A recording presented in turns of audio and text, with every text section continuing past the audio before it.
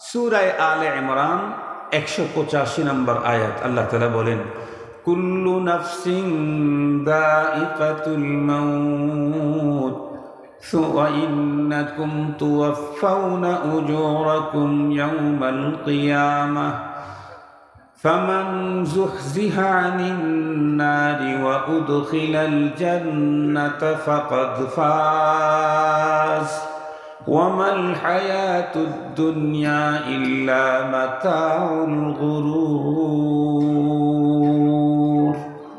কোরআনে হাকিমে রব্বুল আলামিন এক আয়াতে 4টা মেসেজ দিয়েছেন। কয়টা মেসেজ? 4। প্রথম নম্বর মেসেজটাই হলো প্রতিটি প্রাণীকে পৃথিবী থেকে বিদায় নিতেই হবে, মরণ আসবেই আসবে। আপনারা একটু লক্ষ্য করে দেখেন, এ পৃথিবীর সবচাইতে ভালো মানুষ যারা ছিল, পৃথিবীর মধ্যে সবচাইতে ভালো মানুষ যারা ছিল, তারা একজনও এই পৃথিবীতে নাই। আপনারা আমার কথা কি বুঝেছেন? এ পৃথিবীর সবচাইতে ভালো মানুষ কারা ছিলেন? নবী এবং রসুল। নবী এবং রসুলগণ হলেন আল্লাহর চয়েসকৃত মানুষ, মুনতাখাব মিনাল্লাহ। আল্লাহর চয়েসফুল মানুষ হলেন নবী রসুলগণ। পৃথিবীতে একজন নবী রসুল আছে নাকি এখন? আমেরিকার কোনো সিটিতে একজন বাস করে মনে হয়, কানাডায় নেই। একজন নবী পৃথিবীতে আসবেন, নবী হিসাবে না, উম্মত হিসাবে আসবেন। তবে উনি এখন এই জমিনে নাই, উনি কোথায় আছেন? আসমানে আছেন। ওনার নাম হযরতে ঈসা আলাইহিস সালাম। কথা বলেন, ওনার নাম হযরতে ঈসা আলাইহিস সালাম। উনি নবী এবং পৃথিবীতে আসবেন। এখন কি আছেন? এখন নেই। আর কোনো নবী আসবেন না। উনি নবী হয়েও পৃথিবীতে আসবেন, নবী হিসাবে না, উম্মত হিসাবে। মুহতারাম হাজিরিন, নবী উনি ঠিক, কিন্তু ওনার নবুয়তের কাজ করার জন্য আসবেন না। আমাদের নবীজির নবুয়ত আর রিসালতের সহযোগিতা করার জন্য, দ্বীন ইসলামের সাহায্য করার জন্য, শরীয়তে মুহাম্মাদিকে দুনিয়াতে বিস্তৃত ঘটাবার জন্য আবার আসবেন। তাহলে পৃথিবীর সবচাইতে ভালো মানুষ যারা, একজনও নেই। পৃথিবীর সেকেন্ড প্লেসের মানুষ কারা? সাহাবায়ে কেরাম। সাহাবীদের চাইতে এই পৃথিবীতে নবী রসুলের পরে উন্নত কোনো মানুষ ছিল না, এখনো নাই, কিয়ামত পর্যন্ত কোনো সম্ভাবনাও নেই। একজন সাহাবী কি পৃথিবীতে বেঁচে আছেন? নেই। এর পরবর্তী যুগের মানুষ যাদের খায়রিয়াতের ডিক্লারেশন মুহাম্মদুর রাসূলুল্লাহ সাল্লাল্লাহু আলাইহি ওয়াসাল্লামের জবানে ঘোষিত হয়েছে, প্রতি জুমায় আপনারা শোনেন, কাল দিন পরের জুমার খুতবাতেও শুনবেন। নবীজি কি বলেছেন? খায়রুল কুরুনি কারনি সুম্মাল্লাযীনা ইয়ালুনাহুম সুম্মাল্লাযীনা ইয়ালুনাহুম। এই হাদিসটা কি শুনছেন? মনে পড়ে? পরিচিত মনে হয়? তর্জমা বুঝেন নাই, কিন্তু এই শব্দগুলি খুব পরিচিত। কেন? প্রতি জুমায় খতিব সাহেব এই হাদিসটা পড়েন, খায়রুল কুরুনি কারনি সুম্মাল্লাযীনা ইয়ালুনাহুম সুম্মাল্লাযীনা ইয়ালুনাহুম। 3টা যুগের ব্যাপারে আমাদের নবী খায়রিয়াতের ডিক্লারেশন দিয়েছেন। একটা হলো সাহাবীদের যুগ, আর একটা হলো তাবেঈদের যুগ, আর একটা হলো তাবে তাবেঈদের যুগ। এই 3 যুগের এক পিস মানুষও তামাম দুনিয়াতে খুঁজে বের করা যাবে না, নেই। এমনকি আইম্মায়ে মুজতাহিদিন, সালফে সালেহিন, তারাও নেই। বরং যদি বলি তাহলে এক্সেস হবে না। বর্তমান পৃথিবীর আমরা যারা ইমানদার বলে নিজেদেরকে দাবি করছি, আমাদের কন্ডিশন কেমন? একজন বুজুর্গর কথা হলো যে তোমরা যদি কেউ নবীজির সাহাবীকে দেখতে, তাহলে ইসলাম আর ধর্মের জন্য এতটাই নিবেদিত প্রাণ, তোমরা তাদেরকে পাগল বলতে। তোমরা বলতে যে এই লোকগুলার মস্তিষ্ক ঠিক নেই, দ্বীনের জন্য, ইসলামের জন্য এমনটাই পাগল পারা ছিলেন। সাথে সাথে উনি কথাও বলেছেন, কোন সাহাবী যদি তোমাদেরকে দেখতেন, তাহলে তোমাদেরকে মুসলমান বলতেন না, তোমাদেরকে কাফের বলতেন। আমাদের কার্যক্রম, চলাফেরা, উঠা বসা, জীবন, লাইফ স্টাইল, টোটালটাই ইসলাম থেকে অনেক, কথা বলেন না কেন, ইসলাম থেকে অনেক অনেক দূরে, অনেক অনেক দূরে। ইসলাম তো জানেই না। ইসলাম কে জানে? কয়জন জানে? এদেশের অনেক বড় বড় লিডার আছে, অনেক বড় বড় শিক্ষিত আছে। জীবনে দেখেছি বহুবার বক্তৃতার মঞ্চে এসে তারা প্রথমেই বলেন, ধর্মীয় অনুষ্ঠানে এসে বলেন ইসলাম মানে শান্তি। এটা ভুল কথা। ইসলাম মানে শান্তি না। ইসলাম শব্দের অর্থ হলো কমপ্লিট সারেন্ডার। আল ইসলাম মুসলমান সুদান গর্দান নেহাদান বাতআত। ইসলাম মানে চূড়ান্ত আত্মসমর্পণ। আমাদের দেশের মানুষ ইসলাম মানে শান্তি বলে কেন? কারণ ইসলাম মানে শান্তি এই অর্থে মুসলমান হওয়া যত সহজ, ইসলাম মানে আত্মসমর্পণ এই অর্থে মুসলমান হওয়া অত সহজ না। আমি শান্তি চাই, তাহলে আমি মুসলিম।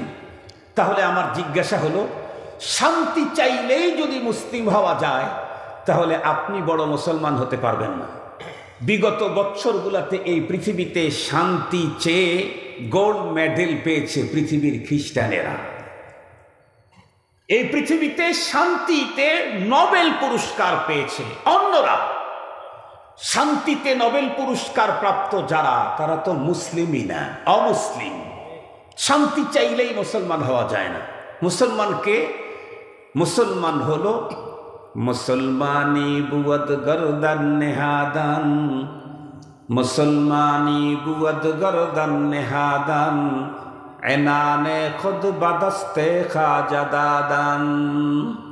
মুসলমানি হলো চূড়ান্ত আত্মসমর্পণ।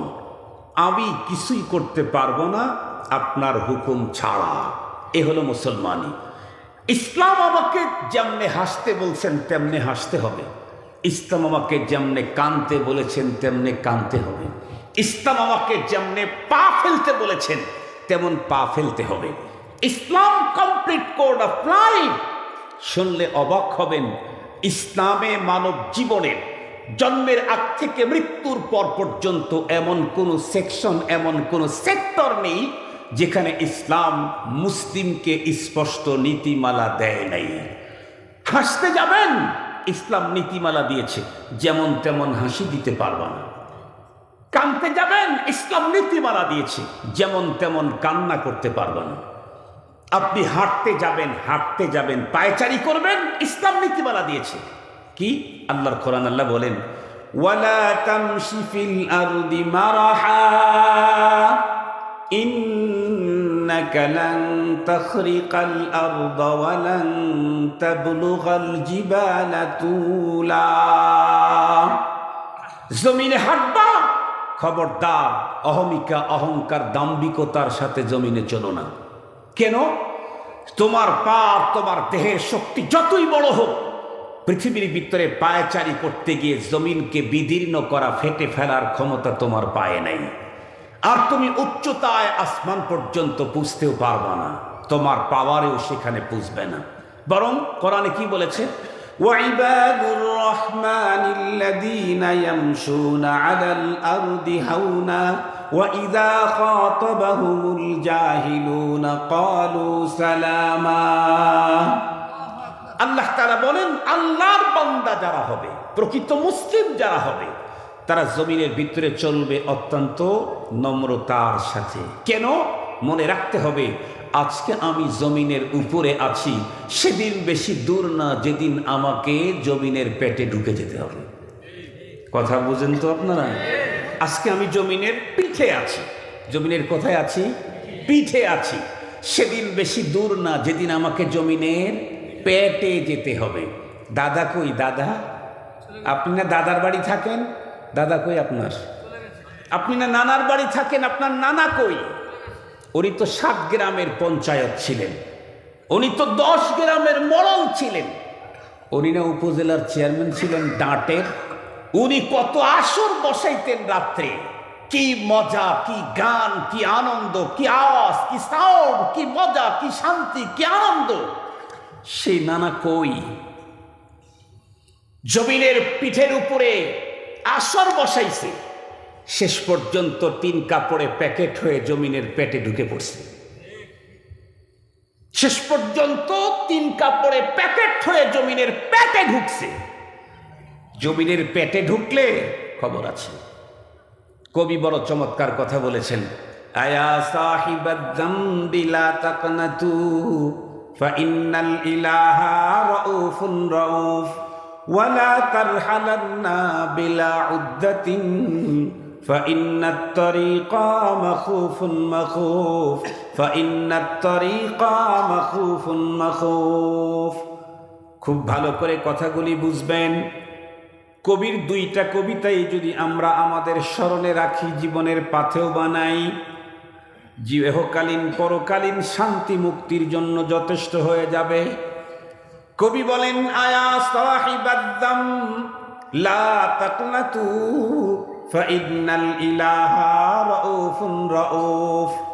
এ পৃথিবীর গুনাহগার অপরাধীর দল, কখনো নিরাশ হও না। কেন? অপরাধ তোমার কত বেশি, এর চাইতে রব্বুল আলামিনের দয়া অনেক অনেক গুণে বেশি।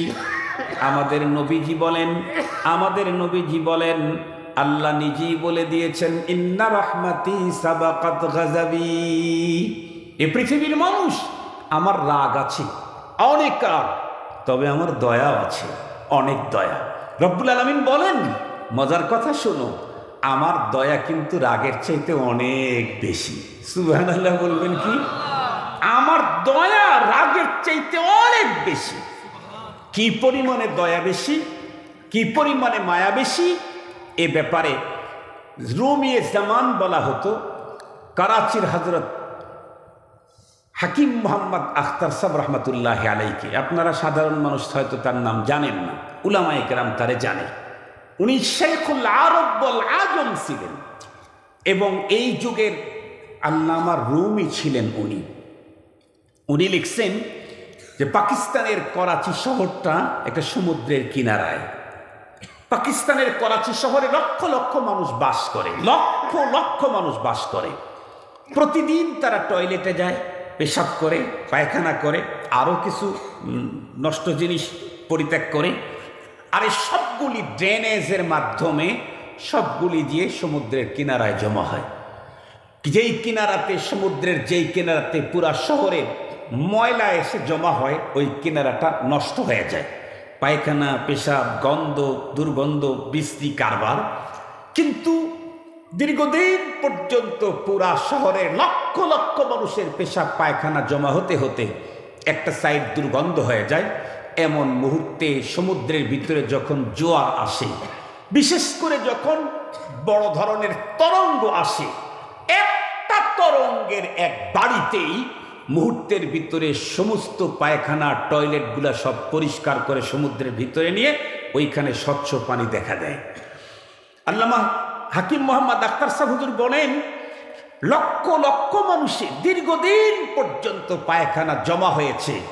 আল্লাহর বানানো সমুদ্রের এক তরঙ্গে এক মুহূর্তে যেমন পবিত্র হয়, একজন মানুষের 50 বছর, 60 বছর, 70 বছর জীবনের পচা, নোংরা, গান্দা আমল তার যা জমা হয়ে গেছে, এই সমস্ত গান্দা আমলগুলাকে রব্বুল আলামিনের কাছে যদি সেই পরিমাণের কান্না করে তওবা করে, তাহলে রব্বুল আলামিনের মাগফিরাতের দরিয়ার একটা ধাক্কা লাগলেই 80 বছরের গুনাহ মাফ হয়ে যায়, 90 বছরের অপরাধ ক্ষমা হয়ে যায়, 100 বছরের অপরাধ ক্ষমা হয়ে যায়।